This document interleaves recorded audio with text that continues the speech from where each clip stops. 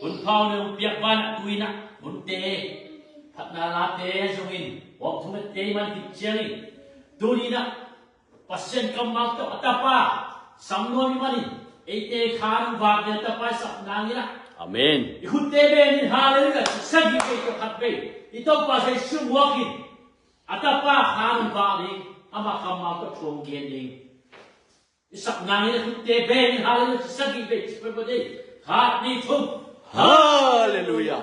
Hallelujah. Hallelujah. Hallelujah. Hallelujah. Hallelujah. Hallelujah. Amen. Amen. Amen. Amen. Praise Tuloy na God. tapa. Pasel kamal to harang ba tapa ito pa sak nain. Ama say pa ito pa. Ama ang tinalam na din ng ganyan. Ama Jesus mo sa pangil eh. Amen. Amen. Praise the Lord. Amen.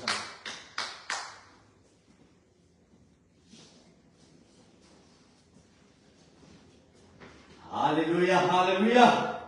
Amen. Praise the Lord, hallelujah. Amen. Jesus ang nito ni Kikelo. Aton tuwin, wait ni nga, keep ni nga, hallelujah. Amen. Ito pangin na pensan nito ni Kikelo min. Gipton tumi, ete na mamaya, lungdabi ko zo kesongin. Ama ipat zo kesongin. Pasyahin, ama alam pan, ongin na pen Kikelo min. Keep ni nga, Amen. Hallelujah. Praise the Lord. Praise the Lord. Thank you, Jesus. Ito pa pasyan kamal itale ito pa ungit na tunte tale ito pa ngompi na ito pa na ite chidam na ungpiay nikat kit nikat nipikat kit nipikat ama lama ama pa to ni leitung na dang te sa na ama ison ni pentuni na kenuam san dog niya ki Amen. Igini pa ma zet na, igini pa ma ete to, pasyan to etong tigam na sa kain na tampiyong mata selet tunin. Tau pa o nang met kong zongi, tau pa nang met kong teri at siningin na tau pa ete, ama lama ete ang kain, ama kasyan to ete ang umpin, ama koma kamal te, asakim ding na tau pa kang piyahin manin. Tunin na igen ding kamal itale, ipulakin kamal itale, pasyan kamal te, kadbay. Inungay na komi dim tau komi na kiam na chungit na khat ni komi. Amen. Hallelujah. Tupa lumdam we. Tuni nang mahoy na lamdang te bungyat din tupa. Nang mahun panong te na tumaklong damo. Tuni na tapa tupa nang machu na makamagen di tupa. Nang manong sasakin na.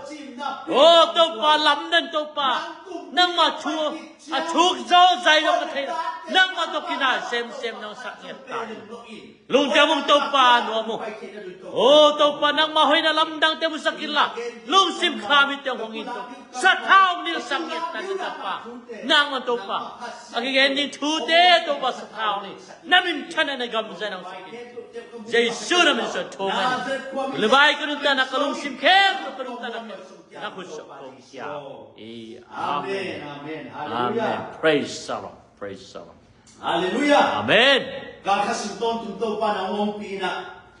Buwan na nung kayo natin ulit lo na. Nikat nasip na itale. Lokwan na itale. Motohol na itale. Paisuk pa ito na. Empyo ito pa ng kem. Duni na. Ato kini lipis yang tote. Amba chua ama kamam anong ngai kini na. Ito pa sidam na ang pen. Ito pa ito ang undang tohang. Amen. Kasunso minam ite. Ang bor pasyen na aminam te arina minam yung ko sang makoy. Ama minam ni te so bor te ihimanin to pa to ang nami ko i. Amen. Ei so mi te pen juice te to kibang mamaya. Juice gamba juice te to amawi na juice biya ki pe to amani niya ki. Ei por pibang jam mong pen gen te na juice te to kibang na mong jam chile. Zo mi ma chitin te ni. Zo mi United Church. Just te bang amaw ipor pinya sa luhu te ku amaw ngay na to biak biak nama niya bulpo niya Amen. just te ta kilam dan namlo just te bang ai te tong khang chuani isa te bang khang chuani ikang ki chu to diam tu ngai lai sem to sin pen khang tam pi chua sin ni be Amen. Abraham khang pa ni na khang so le khang ni bodo Amen. Alam Babylon pa din Jesus Christ mga kangsong le kang ni, kang chua sutong ye.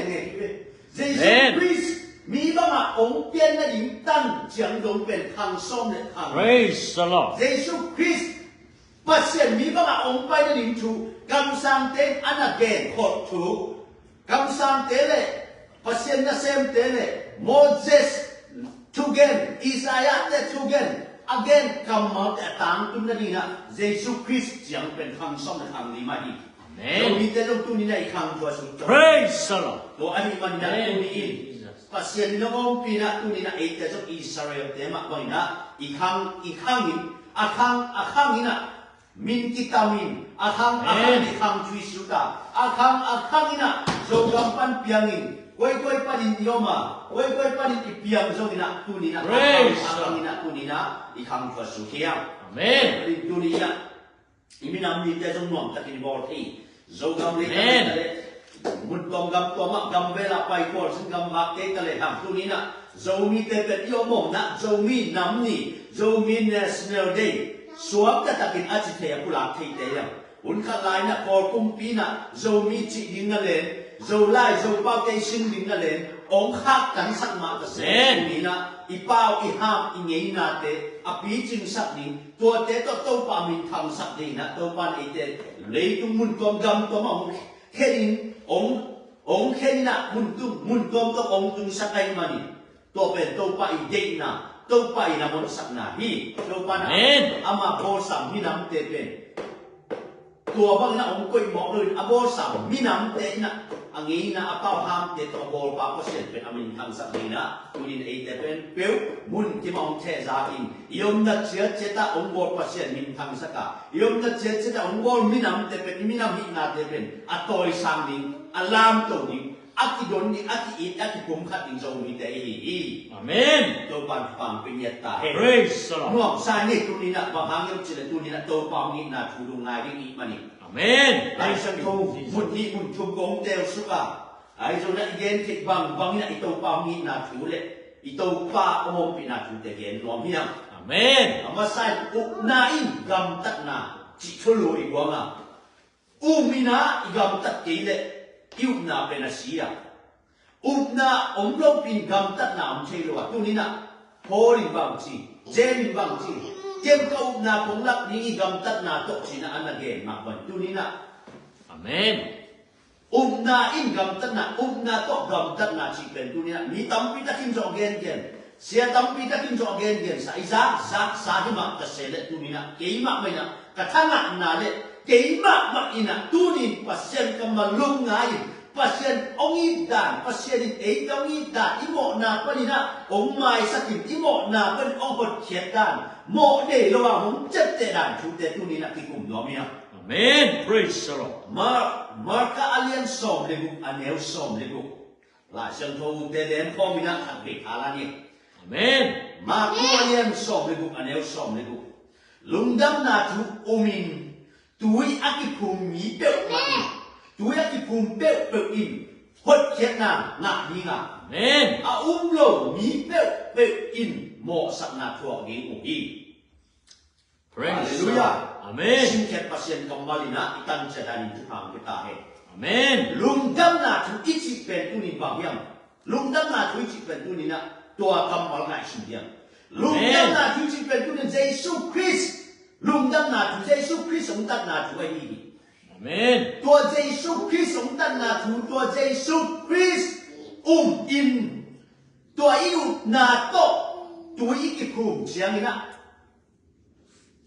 เยซูคริสต์อินตัวอีกิภูมิเสียงนี่อากิภูมิเปลวอินไอ้ตรงนี้ตัวอีกิภูมิเสียงนี่ไอ้ตรงนี้ตัวอีกิภูมินาอินไอ้ตรงนี้มาเรียนสอนดีกว่าแนวสอนดีกว่าแบบจริงหดเขียนนางนักยิงอาเซยฮาเลลูยา Amen.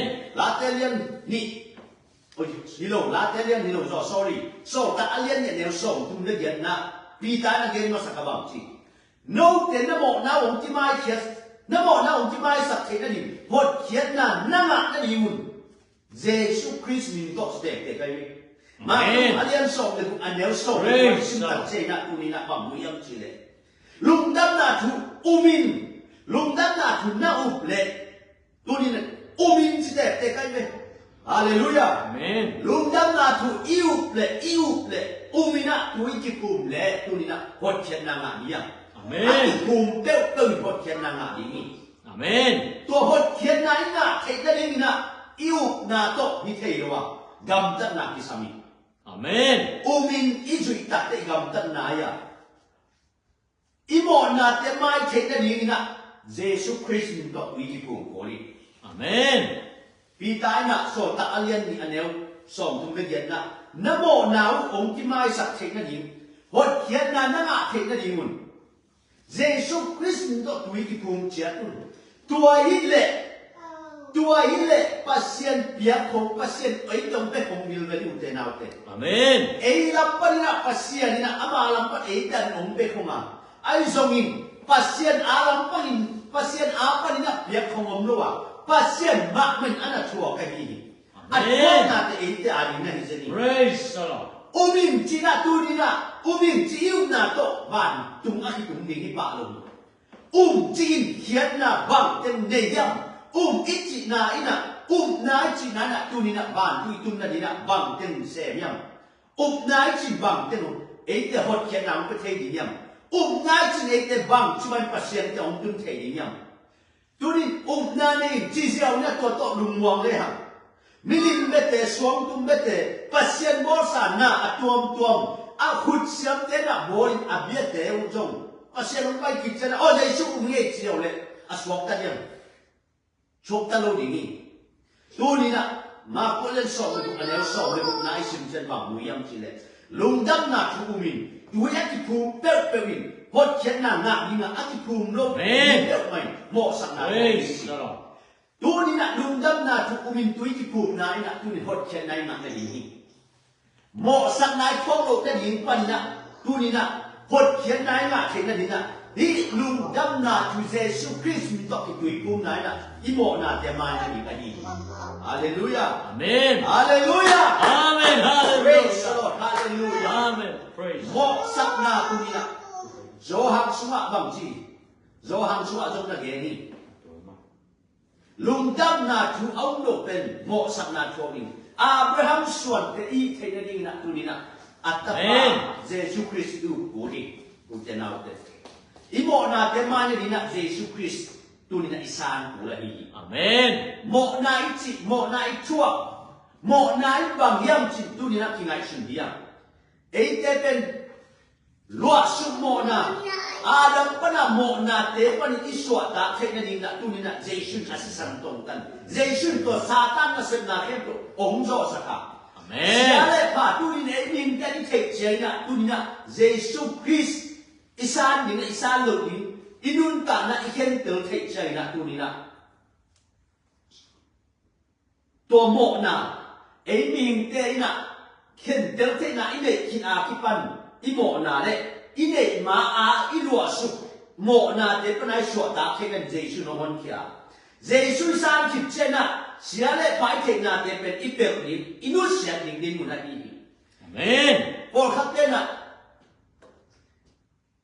pasien na ma up chi ta ka la ai so na azudon te azate te kha so nom lo ai ke la nu sen nom lo agam tat na hoi lo te nu sen nom lo ayan pasya dalam pankyum sak mamahi pasya din lai siam tong sunga hoi lo ya chi khe to Jesus na san khip chena na nu sia ning ya Jesus na san i thei mai pui pai lui pa khanga i mo na te pan on che pen Jesus ai ki si na pan nong tani to i chena Jesus sang ding na o ka gum pa ka hon pa ding ni chi san ding tak chena i thei mo na te izui ding mo izui lo ding mo na te o pasya ding de ke chi mo na te khem to sian na khem to inu sia ding tak chena khen tel the na ni tak chena Jesus ben asang ding i mo na khem to amai ni pa hi Amen. Praise the Lord.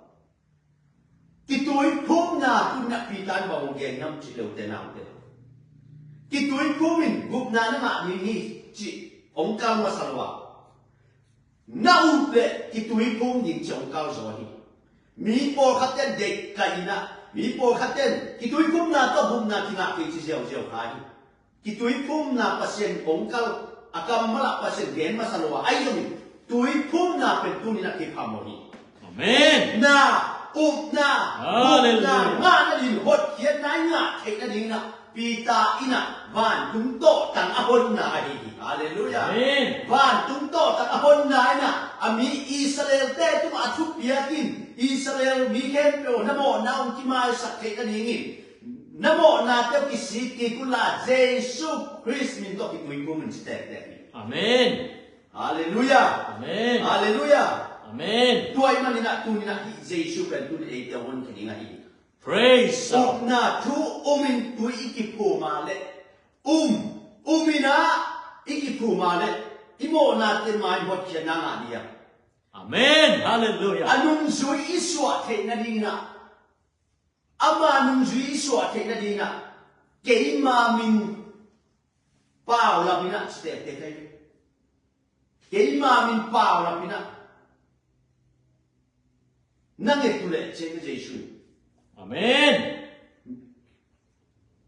cái mà mình bảo là mình năng nghe tụi ông chết cái đấy nhỉ ai giống như tua hút chân cái mà mình xuân năng nghe đi ngồi cũng chỉ nói cái gì à cái cũng chỉ nói cái gì ngoài nô tên mà ina ba tiếng anh năng nghe đi ngồi chỉ tẹt tẹt Amen. do hàng alien som ni na sự đi này gọi do hàng alien som ni nếu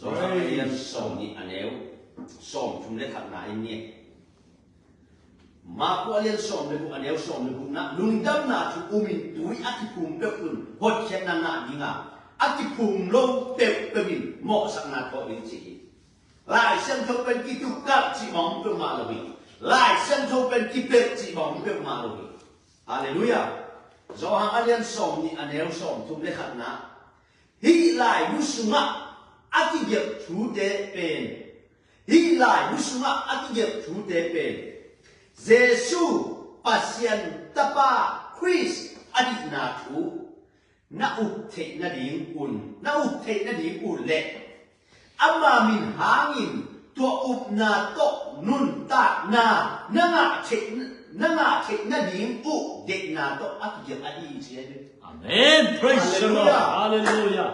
Amen. Amen. lung đâm na tu kumina chỉ về đây na của hiện lung đâm na tu in Giêsu do hàng alien som ni anh em som chúng để khát na bằng chi Chris pasien tapa Chris ay na tu na up thế na đi mule ama min hangin chen Giêsu min hangina na to nun ta to tung na inga thế na đi hi thu tiếng kinh nghiệm abelai hallelujah Amen. Paulina Korean sunga bang kita Korean sunga Korean alien ni aneu Korean masa alien Korean ni na alien ni aneu ngana bang chi bang angyam chi le hi bang angyam chi le ko te hi thu pen ko ma thu yo wa Christ Jesu to pa hi chin ahi ka hi wa ko te pen Christ sang no mau na asem te ka hi wi che Amen. Hallelujah. hallelujah Amen. praise the Lord Praise Jesu pinangin ste te hiu te nau te zo hang alien som ni aneu som thum le khat na hi lai bu sunga akigel hi lai bu sunga akigel ste te ka hiu te nau te ngai chun di bo hi lai siang tho bu sunga akigel thu te pen Jesu pasien tapa khui thai na thu Jesu pen pasien mi ba na ong pian tapa ai chi chiang na tua kam mal tina apa om ding atam ni ba mi ten tinga sun gi ge Jesu ka pa om chi lo pi ka pa ke suwa ma ke ya ma suwa om ka hi ka pa ta kum khat ka ya ka pa su ka om lam dong na thei ding wa no te su ka om lam dong na thei ding wa ke no te su ka om lam dong na thei ding che Amen. Amen. Amen. pa Hallelujah. tua mi na om chi om gen lo wa tu ni na tua pasien ta pa Jesu Christ pen Israel te Jews te kum bi ai na hana ki thadai be lấy tu mi hi na mo mi na Jews te kum bi na hiam cha ki thadai be ai zongin Jews te kum bi pasien ta pa kum bi in ong pai ki chiang na มีเพียรกาสุนะมีแค่ตุนเทียงใจ Amen. มีหินใบนะบงกวงสุสวนนั่นเองโลยานั่นเองนั่นโลดินมุนะอามาองไปนอนโลดิงะไอ้ตรงตัดเข็มนั่นนะอันยำเป็นมุนะองไปมาตัดเสเลยองไปกินนี่เชียงกุมปีบางอินะเมริกุมาองกุมสุดิงะมีแค่เปิดบอกินกับปินลีนปะตาวดิวิจินี Hallelujah. ตัวเยซูคริสต์มินอิวเทนินตัวเยซูคริสต์มินตัวนุนตาตัวตุนาอิงาเทนนั่นเองโจฮังอเลียนสมเนี่ยเดียวสมทุนได้ขันนะฮีลานุสกิเดียวทูเตเป็นโนเตนอามามินนาอุเทนนั่นเองนุนตานั่นงาเทนนั่นเองจีนี่ Amen. ตัวมันนี่ตัวเนี่ยนุนตานั่นงาเทนนั่นเองเตนเอาเตปัสยันทุนเนี่ยนุนนายพันยังเตนเอาเต Amen. ฮีลานุ Hallelujah. สกิเดียวทูเตอินมินอิสานเทนนั่นเองปัสยันมามีบ้านองค์ที่โบสถ์บอกนะตุจึงเล่านี่ไว้ตู้บางอินองค์จึงไปฮะตู้บางองค์ที่โกไปฮะโมเดลมิตันจิลพินไปอินโบสถ์เชนะ Hallelujah. อัน Amen. นั้นจุดเด่นนะตัวเป้าหิตฮีน้องโบสถ์เด็กน้ำสาวตัวกษัตริย์นี่เราไม่จิตเจนะน้ำสาวมุสลิมน้ำสาวคนอยู่นู้นแต่จงน้ำสาวมาตัวทวงที่เห็นดีจริงเจนี่องค์นี้ฮิเลบ้านตัวมีตั้มปีบ้านตัวมีแต่อาบนวันโนมีชีตัวมันนะตัวนี้นะนังเล็กที่องค์นี้มันนุ่นตาต้นตรงไหนงาเทนนั่นเองนะตัวนี้นะฮีลายมุสอาคิเดียร์ชูเตตัวนี้อิวเทนนั่นเองนะฮีลายนะตัวนี้นะปัสเซนินนุ่นตาต้นตรงไหนงาเทนนั่นเองนะเจสุมินอินเอเตองเลนเจสุมินอินอิโตตังนี้เจสุมินอินนุ่นตาไหนงาเทนนั่นเองโมนาเตไม่เทนนั่นเองปีตานบังเจตาลาเตโซตาอาเลียนลีอันเอลสองเรนินะเลยตรงนี้ตะเลบ้านตรงนี้ตะเลเลยหน่วยตะเลตัวปีบุญเข้มตัวอากิจิเข้มตัวบ้านเวทิจิยาเอเตอีหดเขียนนั่นเองเอเตนุ่นตาไหนงาเทนนั่นเองเอเตนุ่นตาต้นตรงไหนงาเทนนั่นเองอีโมนาเตมาเทนนั่นเององค์ที่เปียมินทับองค์โลกีจิมินขัดเบโกมีเปอร์เซ็นต์ขัดเบโกมีอุเทนเอาเตฮาเลลูยา Amen. ฮาเลลูยา Amen. ด้วยมันนี่นะโซ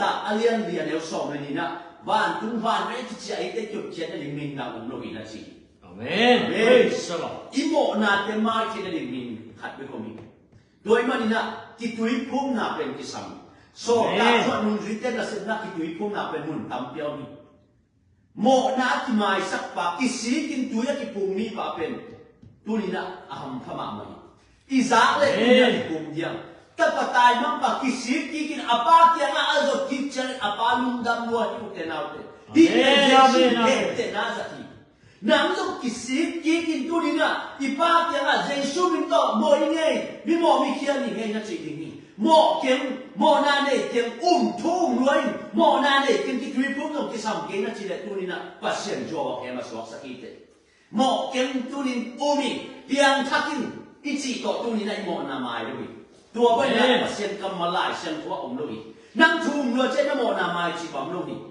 นังเปียงทักรัวเจนโมนามาจีบองลุยนาอุกเละกิสีกินตุยนักกิคุมเละนาที่มาสักทีจีฮาเลลูยา Praise. ฮาเลลูยา Amen.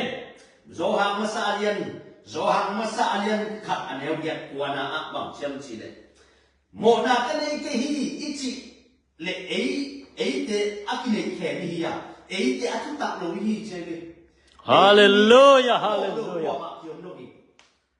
โมนาเลยตัวมามีวันนับเปียนโซนับเปียนจิตเจนะนังมาเทนาโตอาหอยนะหอยลงนักเก็นเทอาคิปันนะโมนาเลยนักเทมานะลัวสุโมนาซาตานยงเข้มนะโมนาเตปนิสวดาเทนะลิมปนินะตัวนี้นะเอเตเป็นที่เป็นเทโลตัวปนัยเป็นเทนะนี่นะตัวนี้นะโมอีหิลำตัดตัวนี้นะเยซูมายาอิสานกดตัวนี้ Amen. โมตัวโมนายมาสนายที่ตัวนี้ตัวปักกิ่งตัวแค่ที่ยังโมมีโมปักกิ่งมีโมนุแค่ที่ตัวปั๊มก็โมนาแต่ไม่เทนะลิมบังที่สามยังน้ำตรงตรงนี้โอ้กระดังตาที่กระดังตาโอ้นังมันตัวปนังมักยังมันไปทัศเสียงของดิมินอาจจะยิงเตะ Amen. Praise the Lord. โมนากันในเกย์จีเลย Thank you, เอ Jesus. เตอักในเกย์นี่เอเตจุดกับโลหิตจี Tuai manin tunin mo na ne I manin imo na te pasien kenga kapulak le ham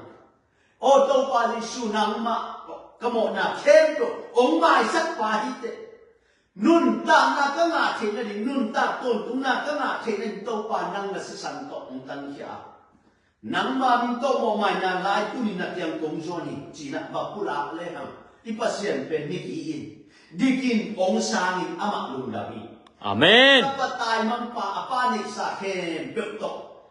Pai kiai leitung sian na ken pekto makidima. Aizon kisip kitin apati atun kit siang apa damina. Ane elamte agante alimpente niken persite guani. Apa aina atapa ngongkoi. Amen. Tuni idin muna tuni bang na sendiyam silaw tenaute. Mo na kanay ke hi chilong so na mo na nay hi nam kitelin ito pa Jesu kyang John niya. Amen. Praise the Lord. Hallelujah. Amen. Toy man na kunin ute na ute. Mo na suwa ite yung lai ka tuni ito pa na mo na teng mai saka. Mo na kimai sak mi pa. Mo na kimai sak minu. Pentuli na mihampa. Tupang na niya hi chilate suwa. Amen. Yesu na late su Moses lai musumi tale kam sang te tugen te tale ama ummi te ke aman ilung sim te won saki la sem to ke ko itel na dina ilung sim te ito pan won saki te na Amen. Praise the Lord. zohang masalien na anil som ni na pasien ta pa hong pai e te tu hong te sa ati manin tu ni na u te na te hi je su hong pai na ta pa ba yung ki dei to min Mihim limong buwan. Hallelujah. Mihim tete ong suna. Pasyan tata ahina. Eiten chay. Amen. Praise the Pasyan Lord. tapa. Praise the Lord. Hong pay eiten chuhong chay sa ahiman. Pasyan tata atay ihina. Praise the Lord. Amen. Pasyan tata atay na rin tunin Jesu tunin na sang yung tenaw. Jesu tunin na sang yung tenaw. Amen. Amen. Amen. Jesu sang kisik kikini mo na ken amay chay na rin. Ama min to tunin na tuwi ikipo makula hi tenaw. Amen. At pa Jesu Kristo ikipo na hangin. Pasyan tatakma to ikipo te ikichen. Pasyan dak oma ong gelowin. Pasyan tatakma ahi na tuwi te ong te saka. Pasyan tatakma ahi na tuwi te ine teya.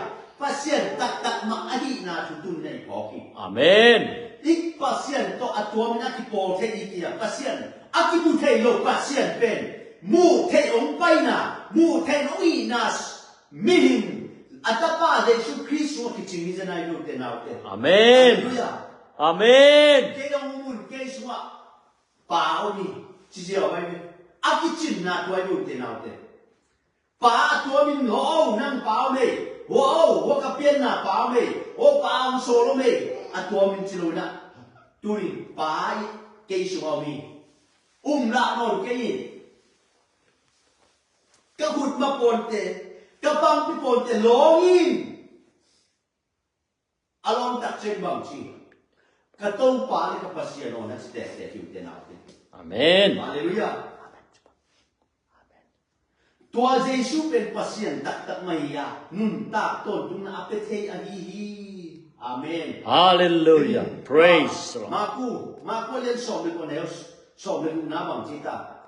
Lungdan na to ông mi khen ko nun ta ton tung na nga ni ma de toy malin ya isim na jo hang so bang chi ama pasien tak mahi nun ta ton tung na ape thei pa hi nun ta ton tung na pe thei le imo na te so ong mai sak thei pa hi ina na sak na te so adam sak thei pa hi lam ko ro hi yam gali le ga ma ong ba kin mit to te dam saki apa sia ni na tong kilang saki apa siya ni na to ong kilang sakin aun te nun ta na dam na mitwang na khozang na ngai toy manin Jesu bang sila na pasien tak maniya nun ta ton tung na pethe ahi hi pasien pasien hat let mai na nun ta na pethe ahi Amen. pasien tapa pen tunin Hallelujah. Praise the Lord. Ama pumpi to ong pilo zen hangin ate om na di mun borin pai la aba nong mu seloin ama khasian thot ei ka mong pi ama nong le to khasian ko ma pian pa nong pai je ni u te na Amen, amen. Thank you, Jesus. Hallelujah. khasian thong na nga chiang ina na pian khak na kitel na hi Amen, amen, amen. na tu ni pian khak na kitel na hi Praise the Lord. Na ka man ni Halloween. Na tu le ha man ni Halloween. Na ki tui luan man ni Halloween. Khas yang thau na nga man ni tu ni na ki tel chen na tak tak ni. Amen, amen. Praise the Lord. Praise the Lord. Wi zo anun na thai ki ai zo. Wi anun lam na ya. Tu khas yang thau zo koi pa nu pai chi na thai ki ai zo. Na lung dam ni nga. Na lung dam na le ma ni nga. Na sung pa din kon nun ta na bun te luang ke dinga chi pen. Na lung dam na chu tu khas yang thau ai. Amen, amen. Thank you, Jesus. Praise the Lord. Amen, hallelujah. Lung damong Jesu na minong Amen. Praise. Asep na to zui jiang pasien to kipor na nga pan ai na tu na thewi chi. Tu na Jesu na ble tu na sep na to na la ko ni. Jesu na ble Jesu to na ki chiam na. O katau pa kahun pa kamum pa ke mai so nun ta na pe pa chin na ki chiam na pen tu ni na. Namo na te mai chi na pe na ki tui phum na ki sam. Amen. Jen na sep na to aki zui te de. Sep na to aki zui chen pasien to ki por thing chi tu ni. Jesu ma den na zo ang so bang chi ta. Na u ama min na u te na di mun. Nun ta na nga te na dim che. Jesu min umin. Nun ta na nga te na di nga Jesu min umin. Jesu min umin ma ko len som le ko neu som le buk na tui lung dam na tu umin tu ya ki pum pe pe min hot chen na nga dinga hot chen na nga dinga so ta alien ni neu som tum le gen na namo na ki ma che na din Jesu min to ki tui pum la khas yang tu na nga ding che hallelujah Amen. pe ma lu pasen kam ma hallelujah Amen, hallelujah. Amen bang chi am chi le te na te sep na to aki zui chiang ni tu ni na paset ong piak bang chi thu sep na to ki zui chai na ina sep tom te again ni masanai lo ni tu ni na iu man na mi na hat lo piak te again ni masan mong nai lo ni pasia nun Jesu mi na mi su mi ba piak te mi i ba hu te mi i ba pa toi te again ni lo wa ama again no tu na pasia iu le zui na tui pum na mo kisi kina mo mai na chua gen ya tua kem to izui kitche di pian thap kitche na mi te to lung lam na tu ba gen ni inei sa te I che na te isiam na te ipil na te silo i ba hok son na pen up na to agam ta hi Amen. pasian adi apilam sak te hi na hoi asem te hi tua te se mani na pian thak luwa tua te se Praise mani the na Lord. Praise the Lord. Tua te se mani amo imo na ma ima salwa imo na ma ni na dena chipen Jesu Christ ai tua te ke to Amen, hallelujah. pasien mit pasien ta pa hi kitchen na tunina tua hoi na abagam ta ning ke na tua ba Amen. pasien kinin pasien sang kinin ibagam ta ti le pasien Jesu bang chi chum lo mi te jong tua ba na hoi se min gam ta hi le no te ba hanga gam ta lo ni na yang no te na gam ta zo hi wi lo yang che me Amen, hallelujah. Jesu bum pa hun pa san isan ta che mo na tong ki ma sa lung dam lo kha siang thong nga piang thak ki tel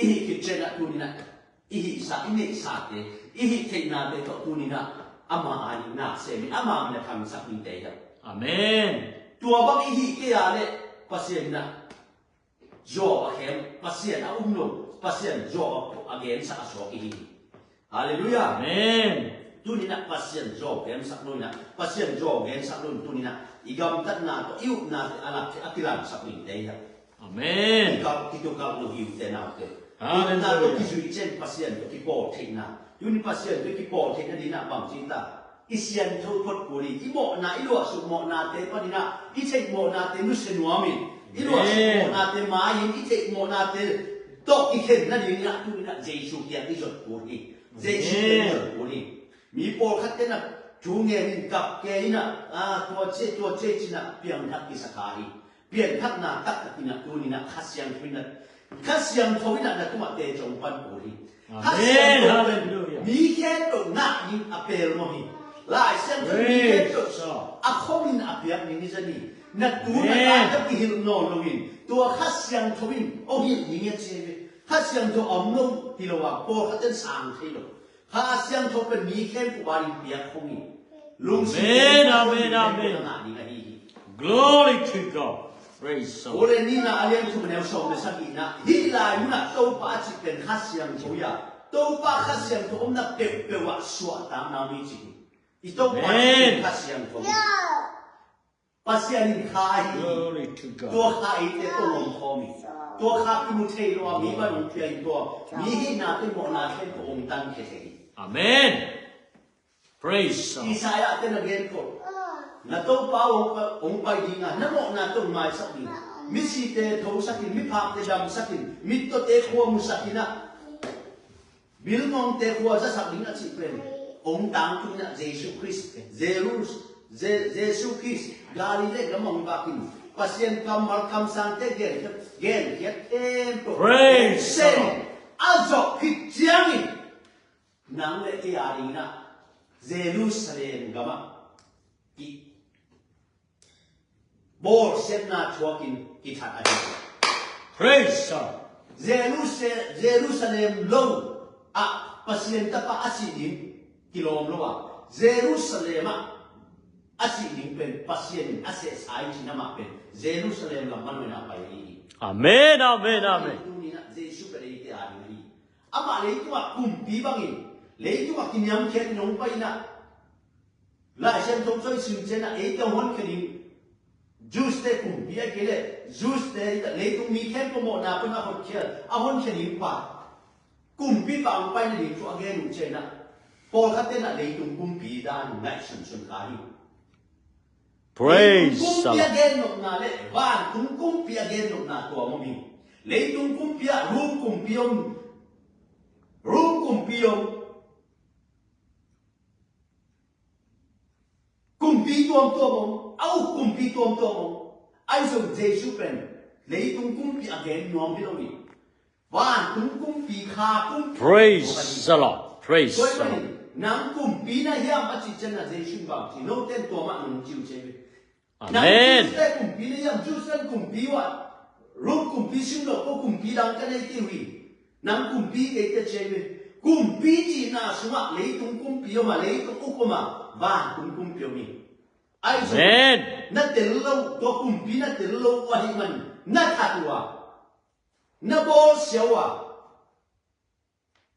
ไอ้เตมองหน้าตานะไม่น้องทัวร์กันฮี Hallelujah. Praise God. ฮีลายมุนะตัวป้าจิเป็นข้าเสียงทุกอย่างตัวป้าข้าเสียงทุกอย่างเป็นปัวสวดตามนามิจิโอเรน Amen. นี่นา Amen. เรียนคุณเดียวสอนในสันนินะ Amen. นี่นาเรียนเนี่ยแนวงานนาสมัครบางเสียงจีเลยบางหางยังจีเลยกูเตะถูเป็นกูมาช่วยแล้ววะเจคริสเจสุเป็นตัวป้าฮีพอเตนagain กูเตะเกนกูเตะกิลกูเตะทุกเกนเป็นบางทียามากูมาช่วยแล้วใช่ไหมตัวนี้กันจนมาช่วยแล้วว่าเสียงทูเจสุคริสต์ Amen. Amen. ฮาเลลูยาเจ้าตัวเห็นแล้วเป็นเจสุคริสต์ยัดไลฟ์อะจงมียูไนเต็ดเชิร์ชฟอร์ปีสุงเล่ไลฟ์องค์เห็นแค่เปิดเตะตัวมาตัวนี้นะอีโมนะ Amen.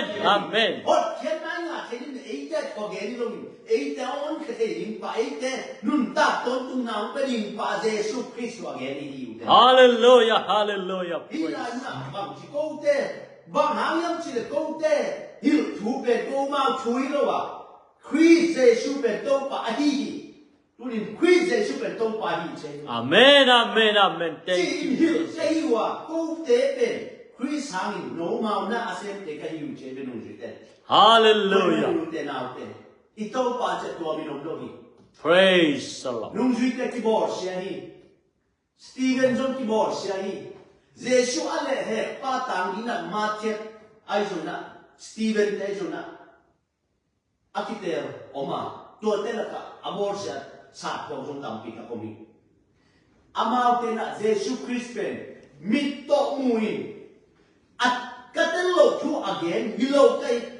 กั ก็เตลกทูอักเกนกันให้เตว่ามิดต่อมูอินขุดต่อร้องอินอันกวางคอมินทูเงินคอมินกิจวัยอินอามากัตเตลุอาฮีกัมูสิสตัวฮี Amen. Praise the Lord. Praise tu the ni Lord. na eten mit to mu ke ma ni ai zongin a mi hen mi ham pha hi te na Amen. Amen. mu lo Amen. wa te pen mi ham pha hi Amen. mi ham pha mo na ma ki mai sak pa mo na ki mai sak nu thu pa nga mi na hi the na din tu ni na Jesus Christ pen tu ni na u mi sang Amen. ama le te na hi Amen. tang mi no le ka tiang ong pa yu Adam tang mi no le ong pa yu na kho mi ong la ong chiu te na Amen. Hallelujah. Hallelujah. Hallelujah. Hallelujah. Amen. Amen. Amen. Amen. Praise the Lord.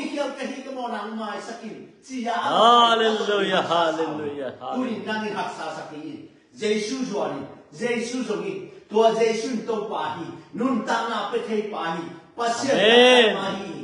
Amen. Amen. Lunyang kenyu tenaute tunina imo na kempo amai kenadina ma kuswa nungdam na tumina tuya ki pumi pepin hot khen na nga din nun ta nga din mo mai na nga din mi ham phai din aum lo pepin mo sang na thokin thu khen na thokin jesu ong pai chena aman thuong khen di tom lo tunin hi akam maute tung tonin na ki sem ni hilen tenaute Amen. Praise the Lord. nang hot khen na nga din hi kam ma no le nang dam na nga din Atu pabet dekin, Jesu minto na ken pepet la kein, Jesu minto na ken pepet sam kein. Tu ni Jesu mama nalungtang suasangin. Jesu minto. Amen. Hallelujah. Dokta atom tom hau na mile na tebet la kein. Amen. Hallelujah.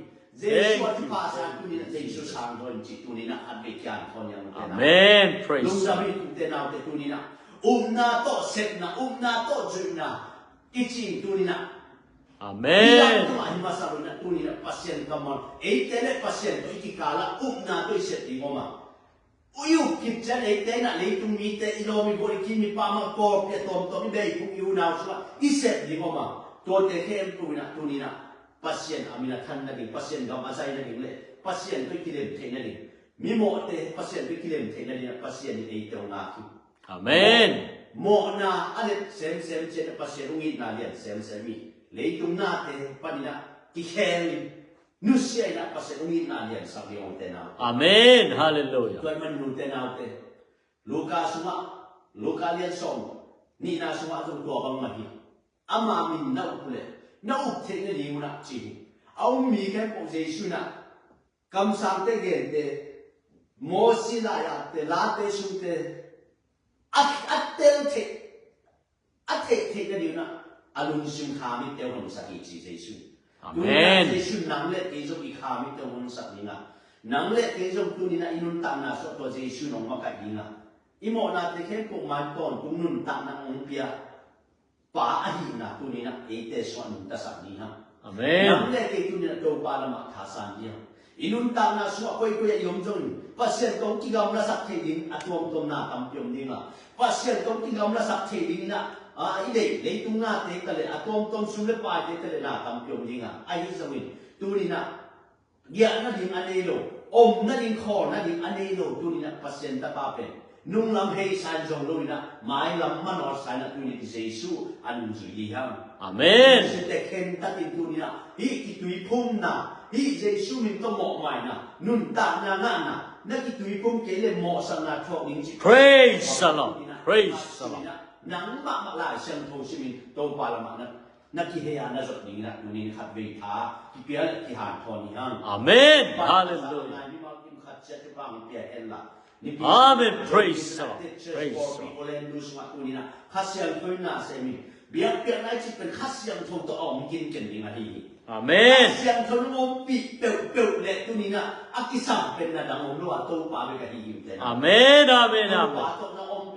Tâu pa om na pu pa nang na oma tâu pa ngom pi pu pa le tu ni na nuam lo hi siao. Amen. Hallelujah. Thank you, Jesus. Ika Praise. som na le pulak te khem tu aza angai mi ma kim khat chet ko to pan pang pe hela นิพิชิมอากิโคมนมิตะเลนิพิชิมท้าลายนะเบียกินอาจวนนมเตนะที่ลายนะนิพิชิมตัวความดีโตปานะ